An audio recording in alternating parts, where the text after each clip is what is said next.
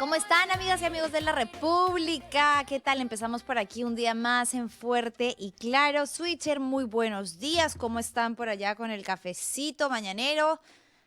Hola Manuela, ¿cómo estás? Por aquí ya estamos Regina, Daniel, Alexandra, listos para comenzar el programa de hoy. Bien, bueno, hoy martes 2 de diciembre tenemos que informar algo que ha sucedido hace apenas unas horas, ¿no? Nos enteramos que un candidato presidencial, Rafael Belaúnde Llosa, acaba de ser víctima de un atentado al interior de su vehículo.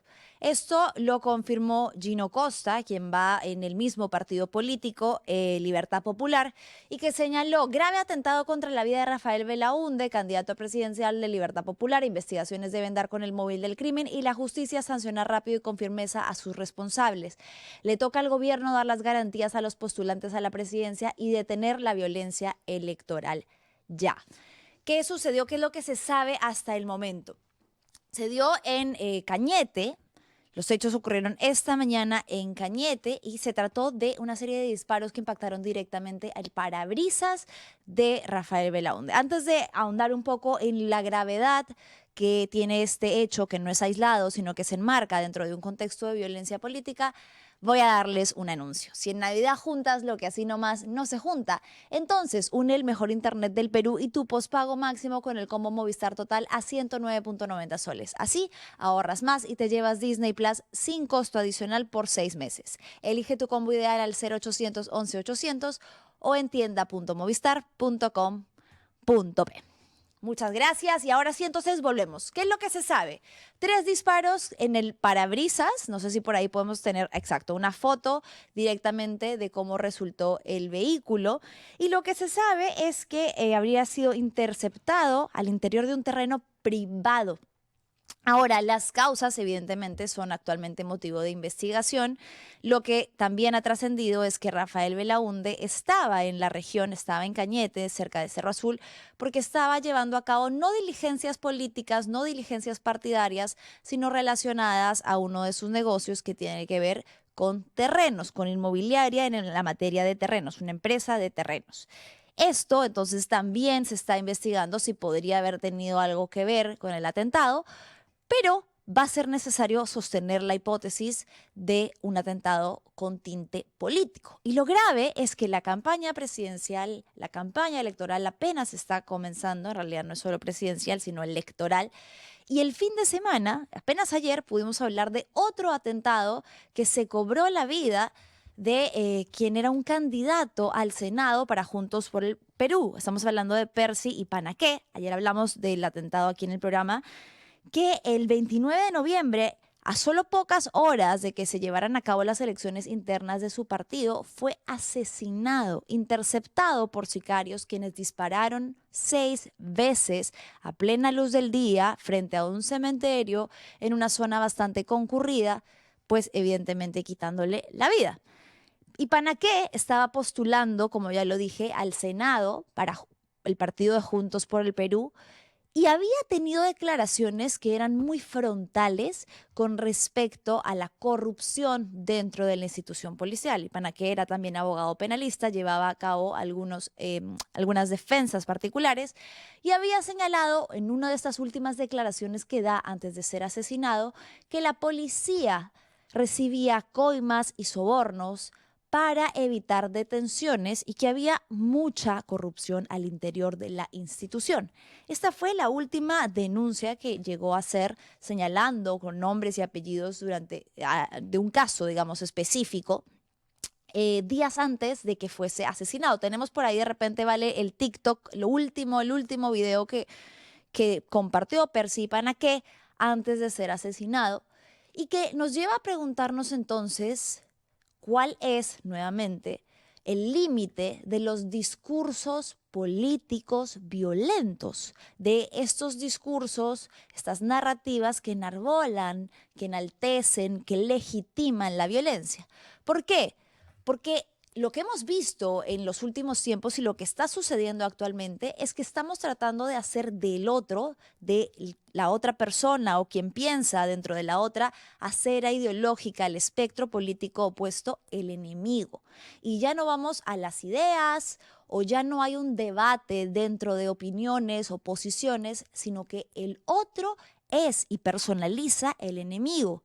Esto con discursos como los que nuevamente Rafael López Aliaga difunde todo el tiempo, hablando sobre los caviares, dentro de su narrativa, ¿no? Caviares, rojos, terrucos, el terruqueo, que es la deshumanización de las personas que opinan distinto o que tienen posturas a favor de los derechos humanos, para tratar de darle a su vida el valor equivalente a nulo, a cero, y así poder justificar la violencia en su contra. A ver, vamos con audio para escuchar un poco sobre lo que señaló Percy Panaché en su último video antes de ser asesinado. Al compañero Francisco Castillo Navarrete, acribillado a balazos, acribillado con las balas de la desidia y la corrupción de la institución policial y de empresarios corruptos. A Castillo Navarrete no lo han matado otros gremios de construcción civil. Estamos seguros de ello. Castillo Navarrete no podía ser callado, no podía ser comprado. Defendía los derechos de los trabajadores. Nunca bajó la voz para luchar por los derechos del gremio de construcción civil. Amigos, muy buenas tardes. Lo está haciendo entonces esta denuncia, además con el logo del partido, ¿no? Del espectro de su partido, y una denuncia directa con nombre y apellido a una serie de hechos que tenían que ver con construcción civil. Días después fue asesinado. Volviendo, en este caso, a hablar de la violencia política, que recordábamos algunos casos concretos en la región, hace no muchos meses, este año, el asesinato de Miguel Uribe, senador colombiano, y volviendo a la gravedad de no frenar a tiempo la escalada de la violencia política, ¿no? Que también tiene que ver mucho con el contexto peruano actual que atravesamos. Uno, la polarización extrema, lo que decíamos, ¿no? La palabra ya no se usa, el uso de la palabra ya no está para expulsar, para disputar. La palabra se usa para expulsar y no para disputar, no para debatir, no para entrar en consensos, no para hablar de ideas, sino para hacer del otro un enemigo que fácilmente podría ser eliminado, que la solución podría ser eliminar a ese enemigo ideológico o que piensa distinto o que sostiene ideas distintas a las mías. Y esto, por supuesto, que no se puede separar del auge de la criminalidad, de la inseguridad que vivimos y de la que somos víctimas a diarios millones de peruanos, ¿no? Por supuesto, también por motivos distintos. En primer lugar, porque lo que va a venir en todo el contexto electoral van a ser propuestas que señalen directamente una de las problemáticas principales, que es la corrupción de las instituciones, que impide que se pueda luchar contra la inseguridad. Y luego, evidentemente, menciones claras al crimen organizado y a las leyes procrímenes. ¿Qué va a pasar? ¿Cuál es el peligro que corren los candidatos que hagan énfasis en esto? Los candidatos que hablen o que mencionen o que introduzcan dentro de sus propuestas el combatir esto, el decir que derogarán o harán una campaña por la derogación de las leyes que finalmente favorecen a la criminalidad, o que hablarán sin pelos en la lengua, sin medias tintas, sobre el problema de la corrupción dentro de las instituciones policiales y de la sincronía, la cercanía que tienen con bandas criminales. Entonces, un candidato que se atreva a hablar de bandas criminales aparentemente ya está en peligro. ¿Qué va a hacer el Estado? ¿Qué puede garantizar el gobierno para evitar que entrar en el campo político y disputar un cargo en nombre de la ciudadanía pueda ahora también implicar un riesgo para tu vida? Porque entonces ningún candidato va a poder hablar sobre estas problemáticas sin saber que el día de mañana sus palabras, su campaña podría asesinarlo, sus ideas podrían ser el motivo por el que termine siendo asesinado. Vemos además, en particular, que el presidente José Gerí no es que haya hecho mucho énfasis en lo que ha sucedido, ni con Percy Panaché, ni en los últimos días. Vamos a ver cómo se va a pronunciar con respecto a lo que ha sucedido el día de hoy con Rafael Belaúnde, pero está preocupado jugando pichanga, hablando sobre la adopción de cachorritos, que sí, muy bonito, muy hermoso, sobre todo para quienes ya adoptamos sin cámaras de por medio, pero su cargo, señor presidente Gerí, es interino, es específico y requiere de usted en otros campos un poco menos performativos y más concretos sobre lo que está pasando. Ahora entonces este podría ser una realidad más de desborde de violencia política a puertas de una campaña que además acaba de comenzar. Y no nos olvidemos también que toda esta situación se exacerba y es más peligrosa aún con las redes sociales, que son una cámara de eco. Todas las ideas que sostengo o que yo quiero que otras personas sostengan, similares a las mías, las veo representadas porque mi algoritmo me las va a mostrar y son ideas que me van a hacer creer dentro de esta cámara de resonancia, cámara de eco, que son válidas, valiosas, únicas y exclusivas y que lo que piensa el otro entonces no tiene cabida, no hay campo para el diálogo ni para la concesión, que precisamente de eso se trata el hacer política, ¿no? Hay que tener mucho cuidado con cómo los candidatos, y creo que es hora de que se hagan cargo, de cómo ciertos candidatos han legitimado el discurso violento e incluso las expresiones violencias de grupos como la Resistencia, por ejemplo, que son abiertamente violentos, físicamente violentos, verbalmente violentos en el espectro político. Los partidos que no dicen nada sobre esos grupos, de cómo operan y que incluso tienen vínculos con ellos o que son simpatizantes, entonces luego que no vengan a golpearse el pecho y a rasgarse las vestiduras por casos como este de violencia política, porque son ustedes quienes están haciendo de ese discurso un caldo de cultivo para posibles atentados y agresiones de este tipo. Ojalá que la situación se investigue a profundidad, que se esclarezcan los hechos en los que ha sucedido este atentado. Sabemos, Vale, que el candidato presidencial se encuentra estable, ¿verdad? Aparentemente no ha sufrido ningún tipo de impacto, incluso se ha podido trasladar a la comisaría donde se están llevando a cabo las diligencias policiales, ¿verdad? Sí, Manu, te comento que el comandante general de la policía, Óscar Arriola, ha conversado con Canal N y ha señalado que el candidato Rafael Belaúnde se encuentra ileso. Actualmente está con personal policial a buen recaudo y está verificando unos terrenos que son de su propiedad en Cañete. Cuando salía, apareció una moto y le dispararon con hasta 9 impactos. Estas son recientes declaraciones de Óscar Arriola para Canal N.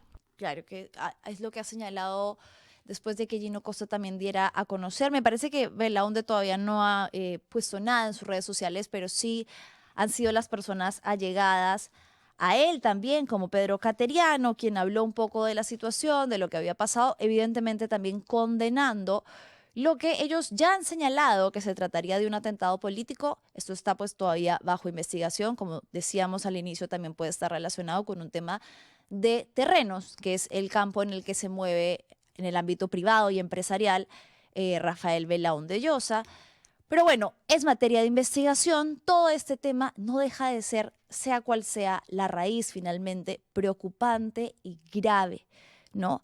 Bien sea como ciudadano o bien sea como candidato presidencial, la facilidad con la que una persona es víctima de violencia y que nuestras vidas están en riesgo todos los días, con una sensación de absoluta impunidad, mientras que vemos a las autoridades preocupadas por otras cositas. Y Manuela, bueno, te cuento que quien también se ha pronunciado es el jefe de la OMPE, Piero Corbeto, quien ha señalado: desde la OMPE condenamos ataque contra un dirigente político que aspira a postular a la presidencia de la República. Invocamos a todos los actores políticos y a ciudadanía en general a rechazar la violencia en la campaña electoral. totalmente. Y creo que esto que señala Corbeto va un poco en línea con lo que yo te decía al final. Candidatos, háganse cargo de sus discursos. ¿sí? Porque yo no quiero escuchar a un candidato presidencial decir que lamenta mucho lo sucedido después de haberlo escuchado decir que Gorriti, una persona que todos sabemos que no es de su agrado, hay que cargárselo. ¿Qué significa que hay que cargarse a una persona? ¿Está o no incitando a la violencia? Para mí la respuesta es evidentemente que sí, que los discursos, las palabras, sobre todo en un contexto político y dirigido hacia ciudadanos, tienen una carga que se puede materializar en violencia. El decir que hay que cargarse a un adversario es finalmente eso, motivar la violencia política. Entonces, hay que revisar qué tipo de campaña política están haciendo todos y cada uno de los candidatos a cualquier cargo, presidencia, Senado, Cámara de Diputados, Congreso, cualquier persona, cualquier ciudadano que esté postulando un cargo. ¿Qué discursos violentos está permitiendo? ¿Qué discursos violentos está deslizando? Tenemos una congresista, Kira Alcaraz, que hoy dijo, cuando estaba siendo cuestionada por un periodista, que ella podría decir que todos los periodistas eran una MIERDA. ¿Qué quiere decir esto? ¿Qué está deslizando con esto? Nuevamente, violencia, hacer del otro un enemigo, hacer del otro, formar la identidad política o el sistema de creencias de una persona basándose en el odio que siente por el otro, por el adversario, por aquel que piensa distinto, por aquel que está en la otra orilla ideológica.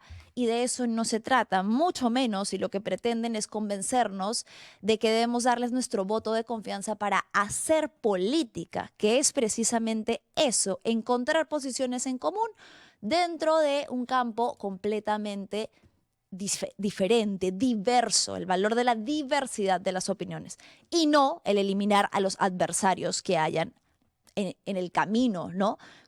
Justamente a través de la violencia. Por supuesto que cuando hablábamos de candidatos que enarbolan discursos violentos, hablamos de Rafael López Aliaga, que nuevamente ha ejercido violencia, sí, porque ha tenido un discurso violento contra las personas migrantes.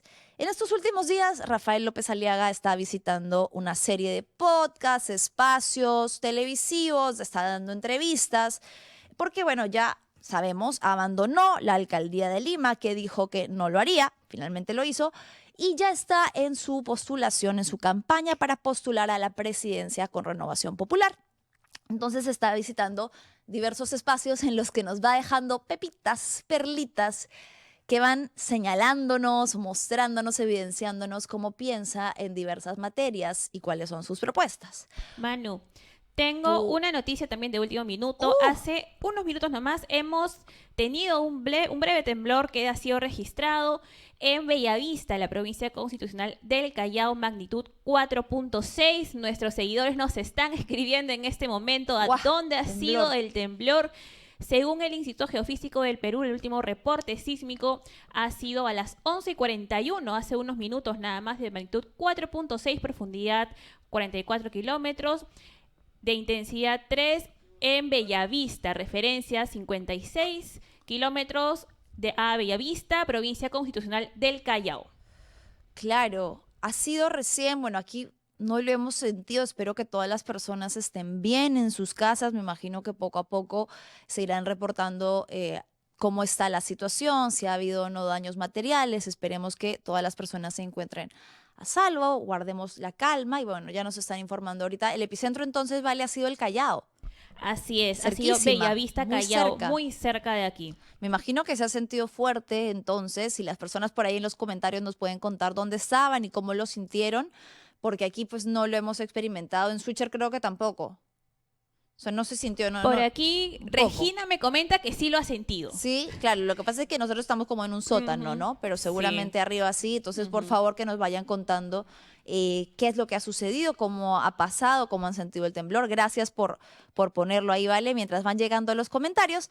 Contarles entonces que Rafael López Aliaga ha propuesto una nueva solución, una nueva alternativa para las personas, digamos, lo que él llama migración descontrolada, pero que en realidad se refiere a las personas indocumentadas. Ha dicho en una declaración que una de sus propuestas va a ser que colombianos y venezolanos que no estén debidamente documentados, que tengan problemas de documentación, usen un grillete electrónico y que además tengan que pagar por este grillete antes de hacer un análisis sobre la inviabilidad y lo absurdo, además de, por supuesto, criminalizante que es esta propuesta.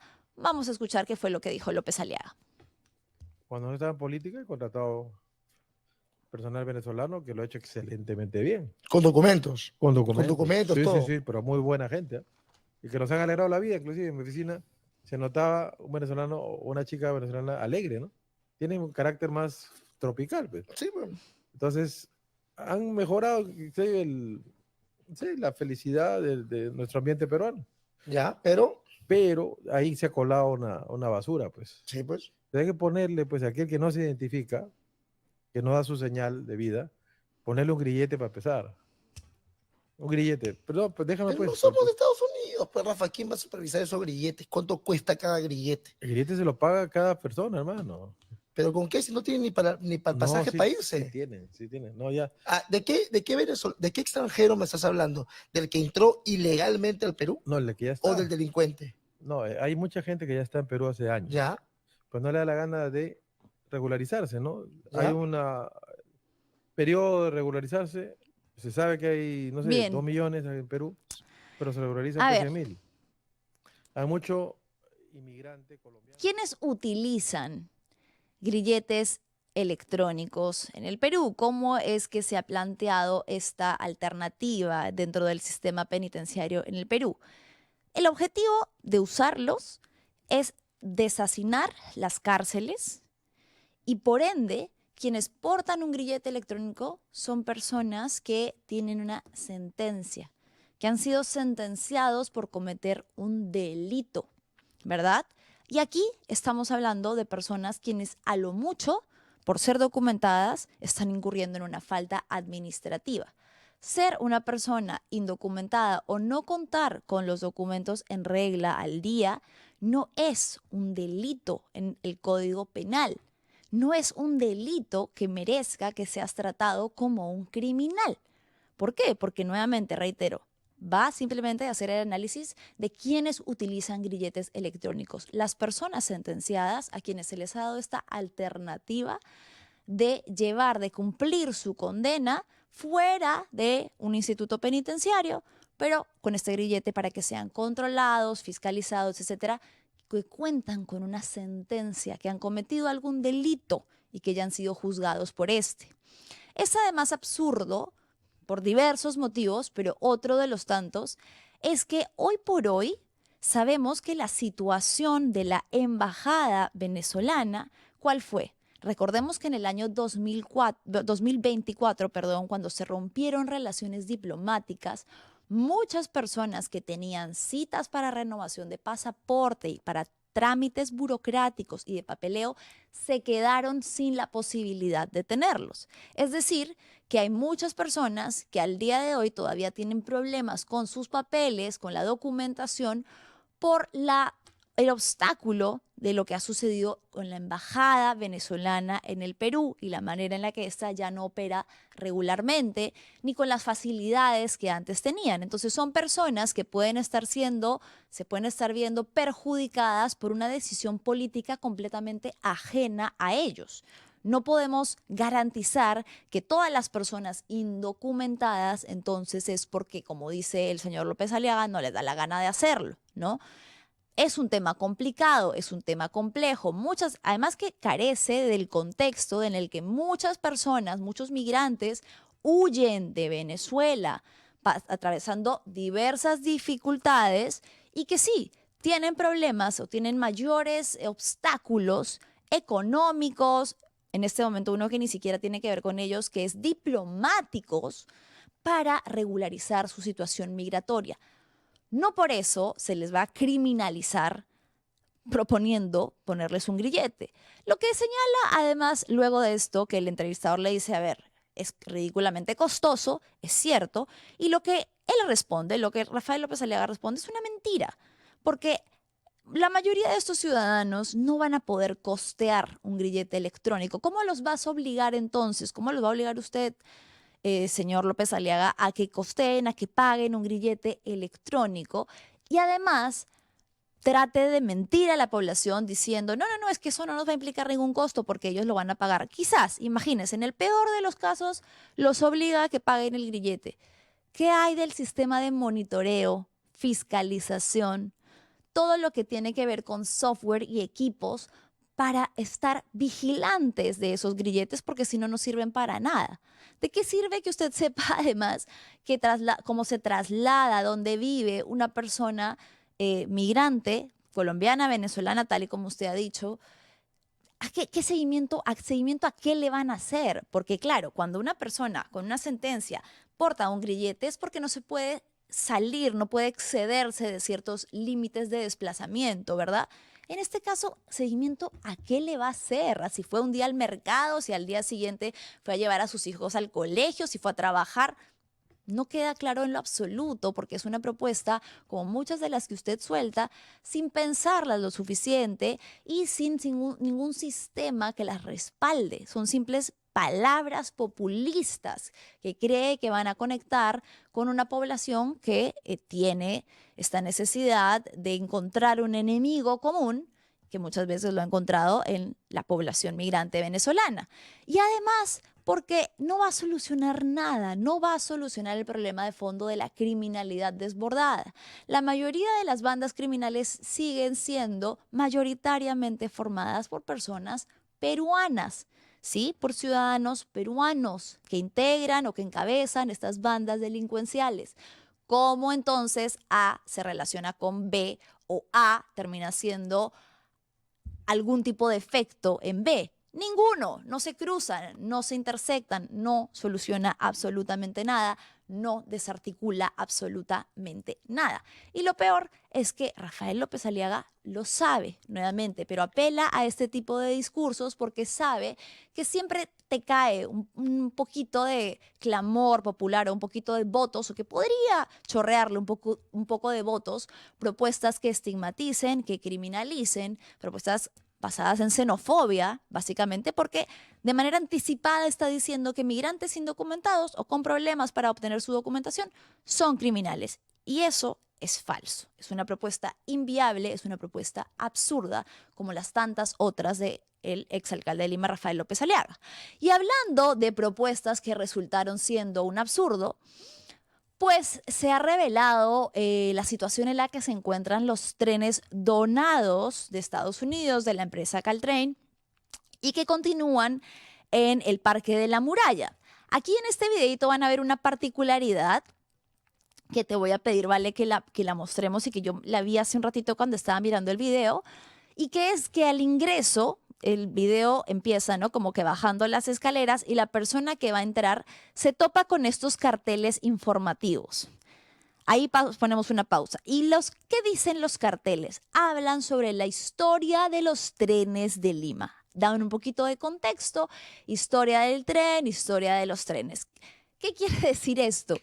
Que ya están asimilando la idea de que estos trenes, que costaron aproximadamente más de 22 millones de dólares, van a quedar ahí a modo de museo, a modo de una visita para conocer sobre, en teoría, historia sobre los trenes de Lima.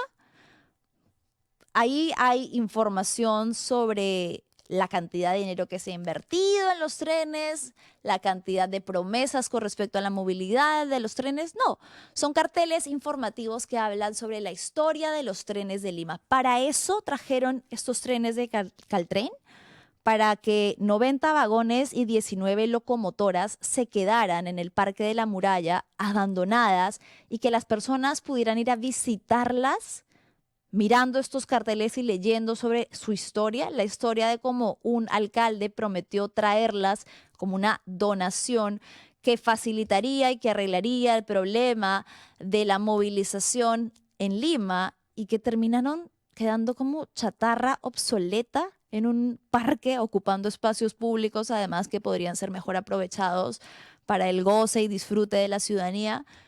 Esa es la historia que van a colocar en esos nuevos carteles, no sé ni cómo llamarlos, en esos papeles informativos para que la gente vaya a conocer historia. Entonces, básicamente ya están asimilando que va a ser un museo.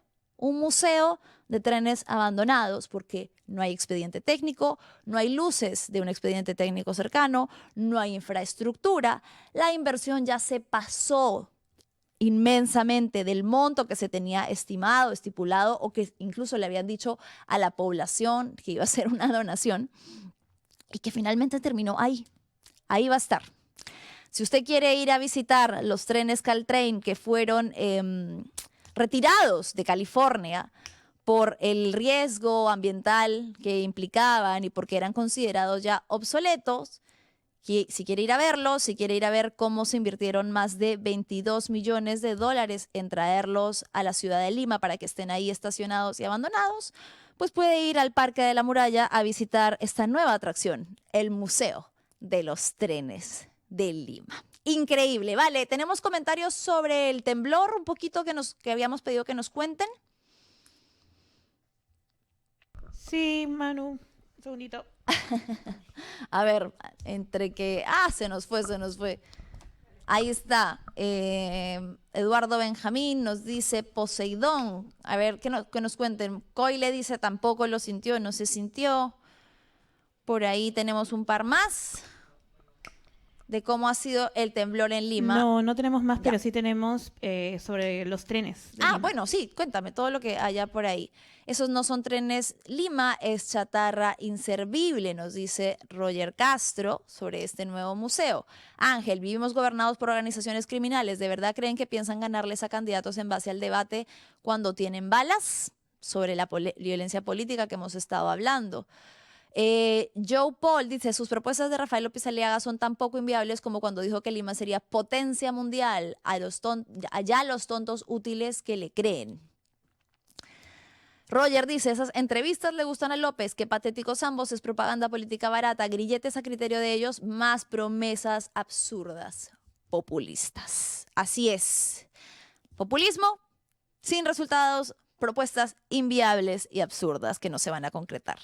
Antes de despedirnos, entonces, les agradecemos el haber estado con nosotros aquí y vamos a ir con una pequeña mención. Si en Navidad juntas lo que así nomás no se junta, entonces une el mejor internet del Perú y tu pospago máximo con el combo Movistar Total a 109.90. Así ahorras más y te llevas Disney Plus sin costo adicional por 6 meses. Elige tu combo ideal al 0800 11 800 o en tienda.movistar.com.p. Nos encontramos aquí mañana miércoles. Gracias por conectarse con nosotros en Fuerte y Claro.